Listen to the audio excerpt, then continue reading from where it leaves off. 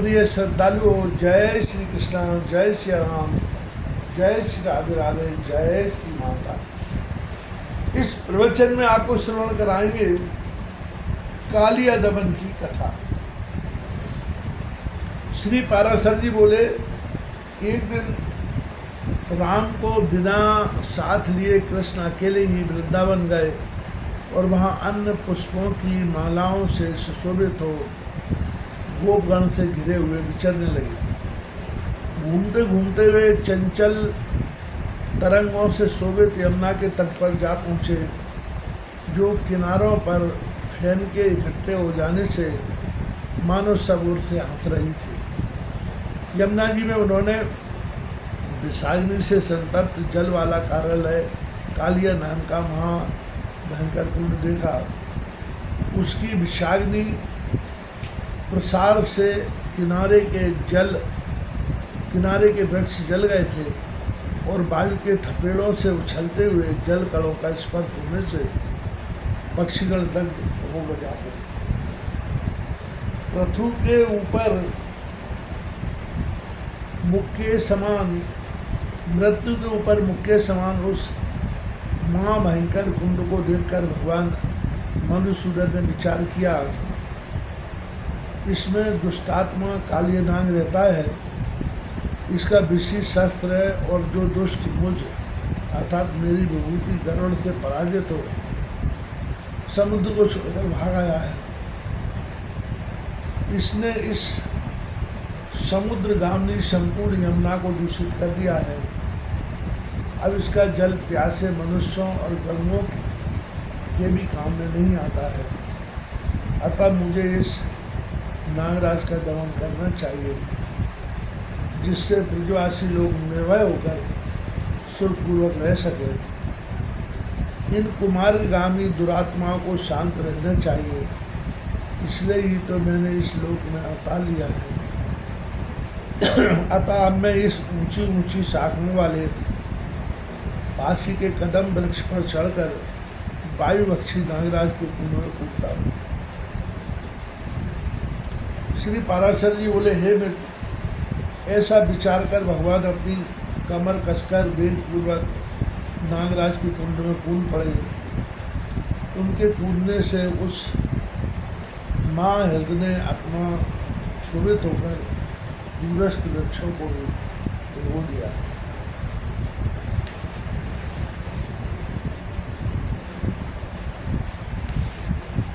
उस सर्प के विषम विष की ज्वाला से तपे हुए जल से भीगने के कारण वे वृक्ष तुरंत ही जल उठे और उनकी ज्वालाओं से संपूर्ण दिशाएं व्याप्त हो गई।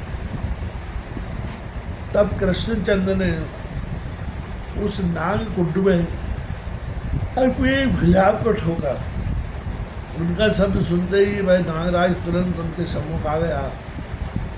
उसके नेत्र केंद्र से कुछ ताम्रवर्ण हो रहे थे, मुखों से अग्नि की लपटें निकल रही थी और उस वह महाविषैले अन्न वायु पक्षी सर्पों से घिरा हुआ था। उसके साथ में मनोहर हीरों से भूषिता और शरीर कंपन से हिलते हुए कुंडलों की कांति से सुशोभित सैकड़ों नाग पत्नियां थी। तब सर्पों ने कुंडलाकार होकर कृष्णचंद्र को अपने शरीर से बांध लिया। अपने विषाग्नि संतप्त मुखों से काट ले गए। तदनंतर गोपगण कृष्णचंद्र को नाग कुंड में गिरा हुआ और सर्पों के फड़ों से पीड़ित होता देख बुद्धि में चले आए और शोक से व्याकुल होकर रोने लगे। गोपगण बोले, आओ आओ, देखो यह कृष्ण कालिया दय में डूबकर मूर्छित हो गया है। देखो इसे नागराज खाया जाता है। वज्रपात के समान उनके इस अमंगल वाक्यों को सुनकर गोपगण और यशोदा आदि पुत्रियां तुरंत ही काली दह पर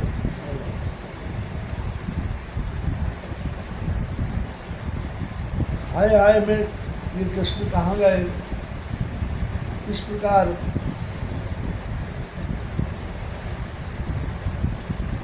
अत्यंत व्याकुलता पूर्वक रोती गोपियाँ यशोदा के नाम शीघ्रता से गिरती पड़ती चली।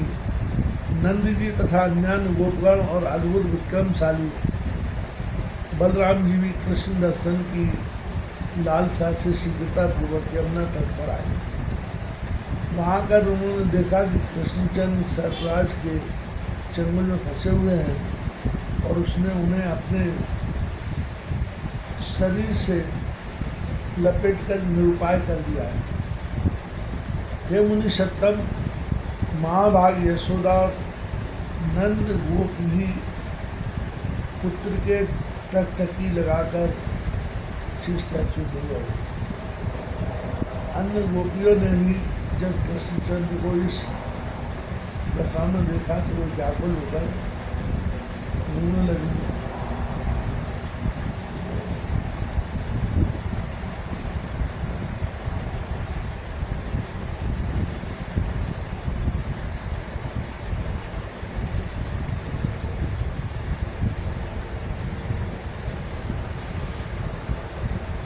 रोती हुई यशोदा के पास शीघ्रता से गिरती पड़ती चली। नंद जी तथा अज्ञान गोपगण और अद्भुत विक्रमशाली बलराम जी भी कृष्ण दर्शन की लालसा से शीघ्रता पूर्वक यमुना तट पर आए। मांगर उन्होंने देखा कि कृष्णचंद्र सर्पराज के चंगुल में फंसे हुए हैं और उसने उन्हें अपने शरीर से लपेट कर निरुपाय कर दिया। हे मुनि सत्तम, महाभाग यशोदा और नंद गोप भी पुत्र के मुख पर टकटकी लगाकर चेष्टा शुरू हो गए। अन्य गोपियों ने भी जब कृष्णचंद्र को इस दशा में देखा तो वे शोकाकुल होकर रोने लगी और भय तथा व्याकुलता के कारण गदगद वाणी से उनसे पूर्वक गोपियाँ बोली, अब हम सब भी यशोदा के साथ इस सर्पराज के महाकुंड में की डूब जाती है। अब हमें ब्रज में जाना उचित नहीं है। सूर्य के बिना दिन कैसा, चंद्रमा के बिना रात्रि कैसी, साण के बिना गंगे क्या, ऐसे ही कृष्ण के बिना ब्रज में भी क्या रखा है।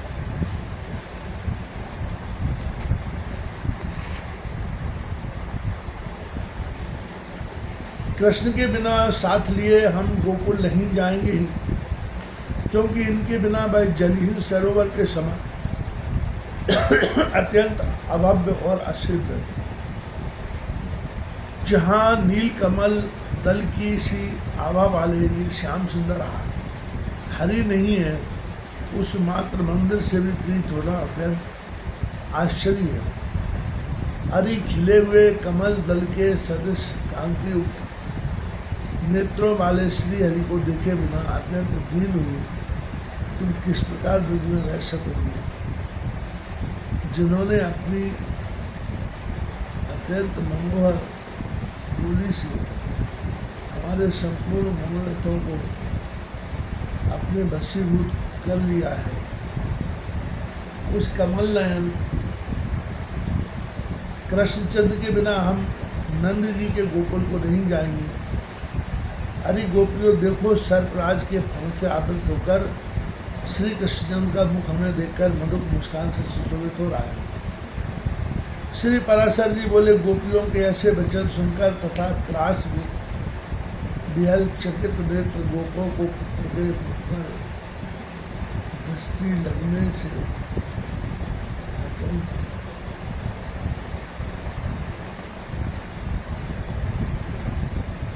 नंद जी को और मूर्छा बोली यशोदा को देखकर महाबली रोहिणी नंदन बलराम जी ने अपनी संकेत में कृष्ण जी से कहा, हे देव देवेश्वर, क्या आप अपने को अनंत नहीं जानते? फिर किस लिए अत्यंत मानव भाव व्यक्त कर रहे हैं? पहियों की नाभि जिस प्रकार अरोकाश्रय होती है, उसी प्रकार आप ही जगत का आश्रय करता, हरता और रक्षा है, तथा आप ही त्रैलोक स्वरूप और वेद त्रयमय है। ये अचिंत्यात्मन इंद्र रुद्र अग्नि वसु आदित्य नंदगण और अश्विनी कुमार तथा समस्त योगीजन आप ही का चिंतन करते, हे जगन्नाथ, संसार के हित के लिए पृथ्वी का भार उतारने की इच्छा से ही आपने मृतलोक में अवतार लिया है। आपका अग्रज में ही आपका अंश हो। हे भगवान, आपके मनुष्य लीला करने पर ये लोकवेशधारी समस्त देवगण भी आपकी लीलाओं का अनुकरण करते हुए आप ही के साथ रहते हैं।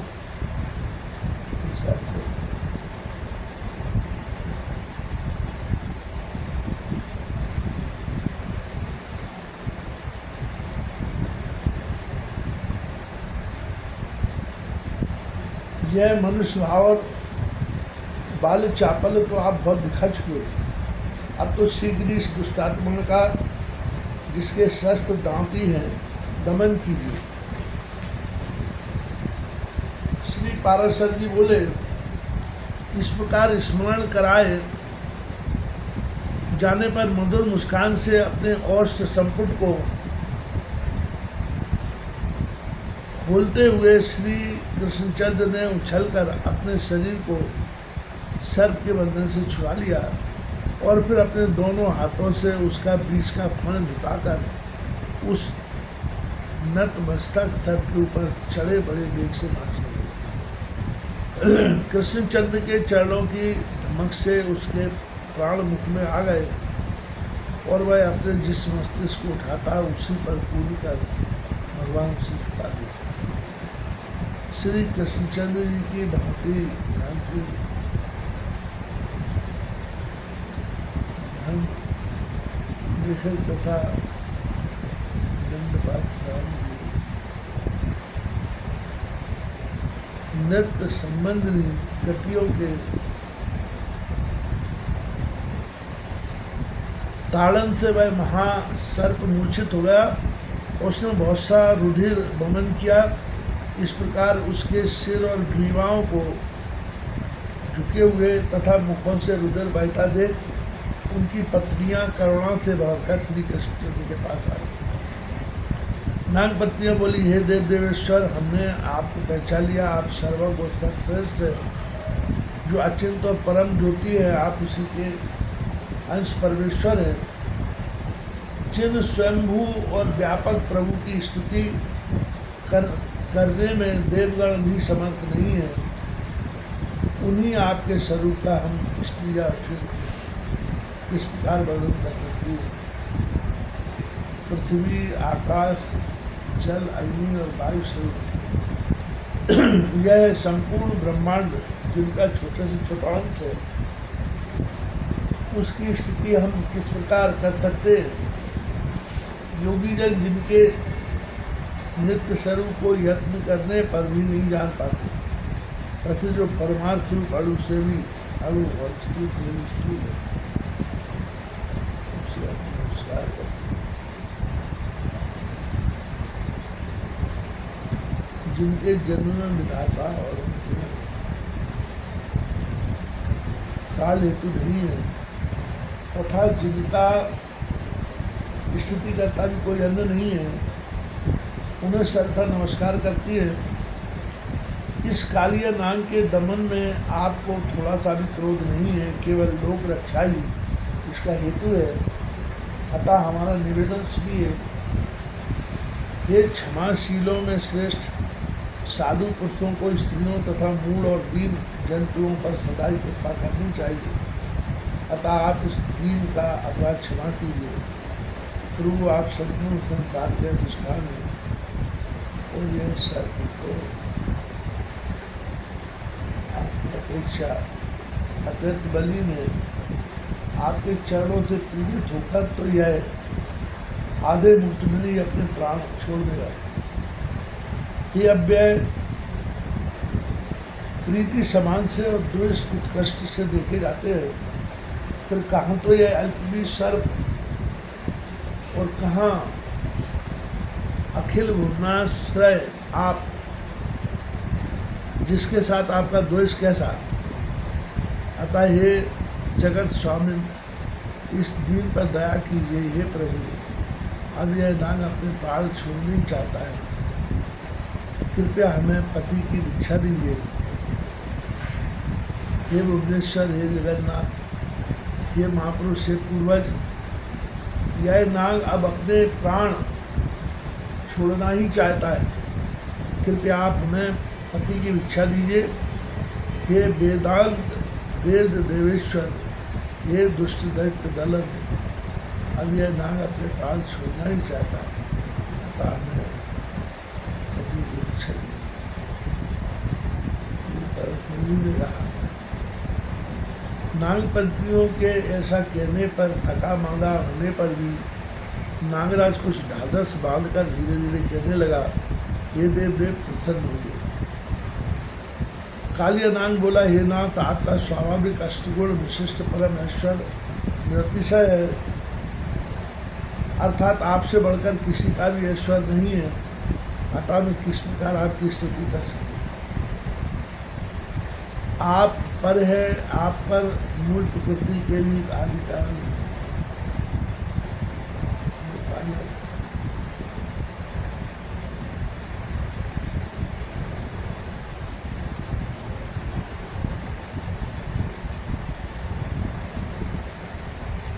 जिनसे ब्रह्म, रुद्र, चंद्र, इंद्र, मरुदगण, अश्विनी कुमार, वसुगण और आदि ताली सभी उत्पन्न हुए हैं, उन आपकी मैं किस प्रकार स्तुति कर सकूँगा।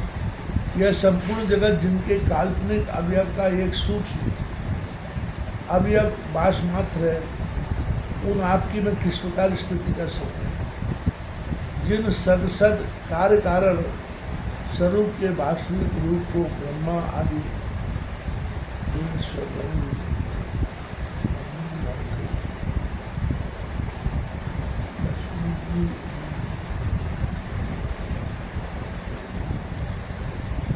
किस प्रकार स्तुति कर सकते, जिनकी पूजा ब्रह्मा आदि देवगण नंदन वन के पुष्प, गंध और अनुलेपन आदि से करते हैं, उन आपकी मैं किस प्रकार पूजा कर सकता हूँ।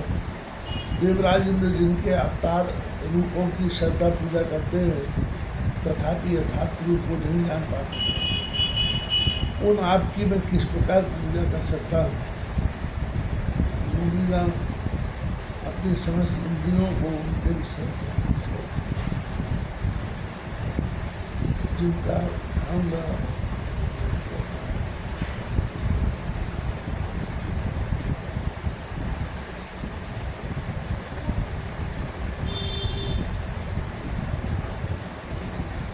योगीगण अपनी समस्त इंद्रियों को उनके विषयों से खींचकर जिनका ध्यान द्वारा पूजन करते हैं, उन आपकी मैं किस प्रकार पूजा कर सकता हूँ।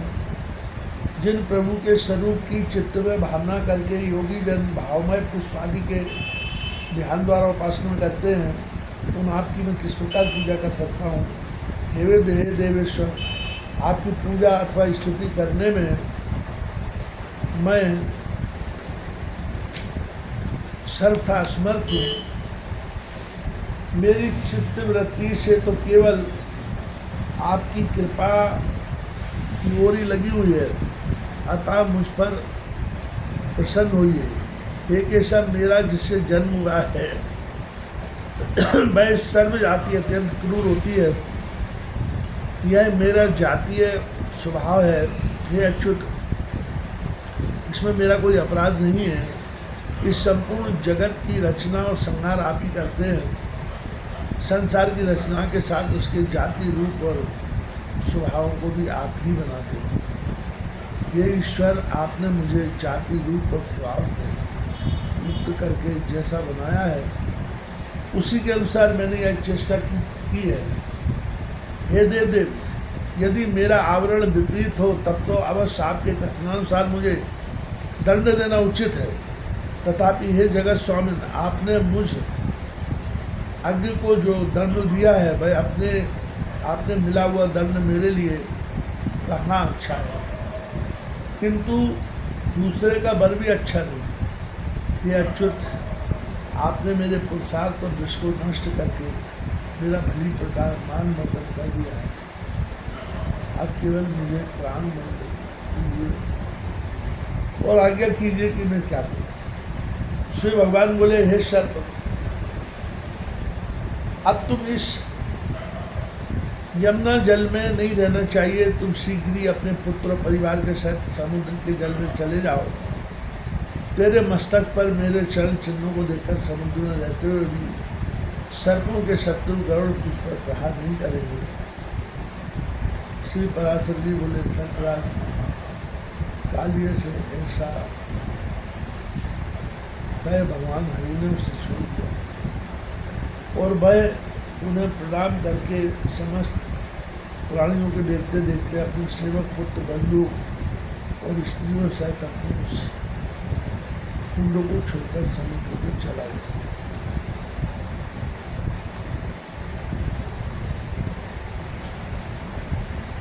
सर्प के चले जाने पर गोपगण लौटे हुए मृत पुरुष के समान कृष्णचंद्र को आलिंगन कर प्रीतपूर्वक उनके मस्तक को नेत्र जल से भिगोने लगे। कुछ अन्य गोपगण यमुना को स्वच्छ जल वाली देख प्रसन्न होकर लीला विहारी कृष्णचंद्र की विस्मित चित्त से स्तुति करने लगे।